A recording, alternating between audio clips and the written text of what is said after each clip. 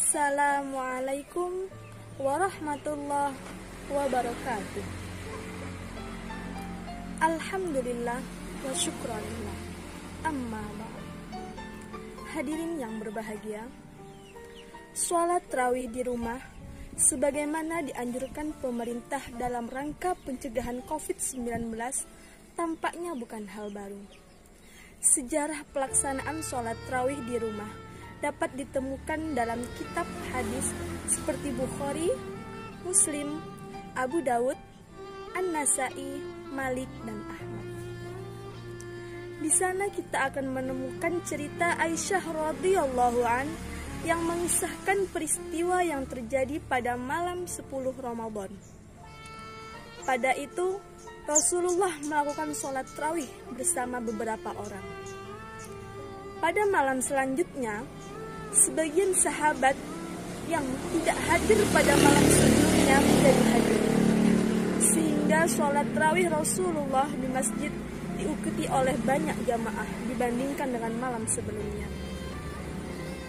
Pada malam ketiga, masjid penuh sesak dengan jamaah yang menanti Rasulullah.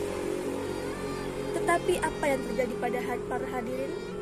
Rasulullah tidak keluar rumah. Lalu Rasulullah mengabarkan bahwa beliau mengetahui keinginan para sahabat untuk sholat tarawih berjamaah. Tetapi ia khawatir Allah akan menurunkan wahyu yang berisi perintah sholat tarawih, sehingga sholat tarawih pada malam Ramadan itu menjadi wajib.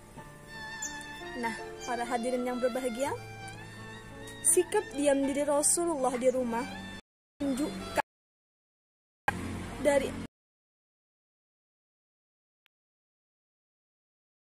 dan perhatian Rasulullah terhadap umatnya, sebagaimana surah At-Tahrim ayat 128 yang berbunyi, A'udzu billahi minasy syaithanir rajim. Bismillahirrahmanirrahim. Laqad ja'akum rasulun min anfusikum azizun 'alaihi ma 'anittum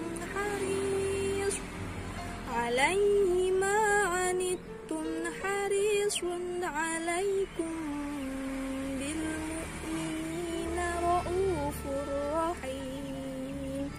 Shadaqallahul 'azim. Shadaqallahul 'azim.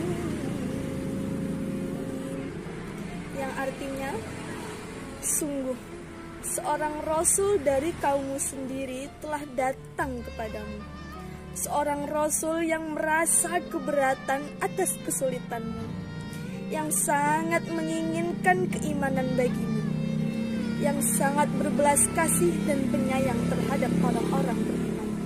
Surah At-Tahrim ayat 128.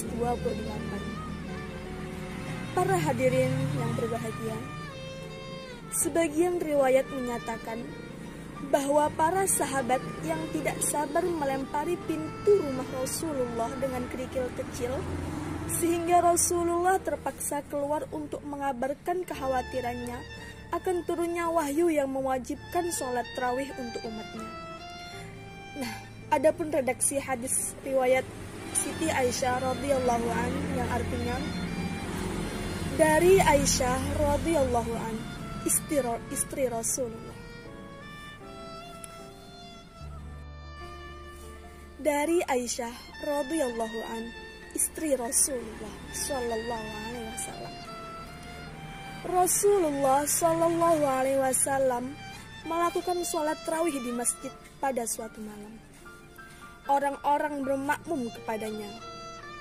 Pada malam berikutnya, Rasulullah kembali sholat tarawih dan jamaahnya semakin banyak. Pada malam ketiga atau keempat, jamaah telah berkumpul, tetapi Rasulullah tidak keluar rumah.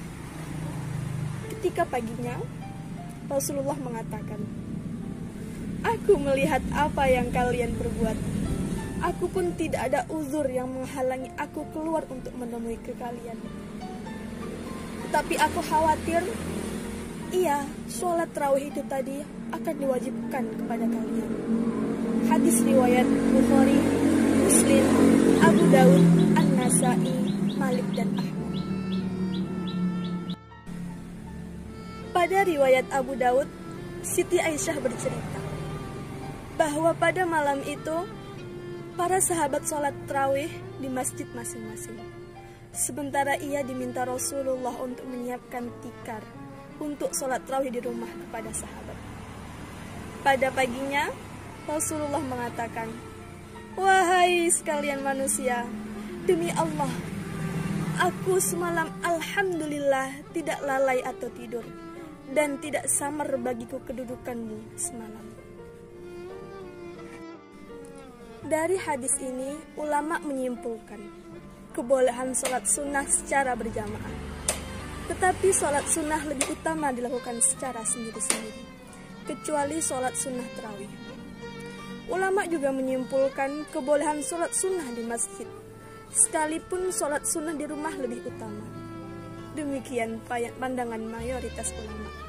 Badruddin Al-Aini Al-Hanafi, Syarah Abu Daud. Baik hadirin, hanya ini yang dapat saya sampaikan. Lebih dan kurang saya mohon maaf yang sebesar-besarnya. Wassalamualaikum warahmatullahi wabarakatuh.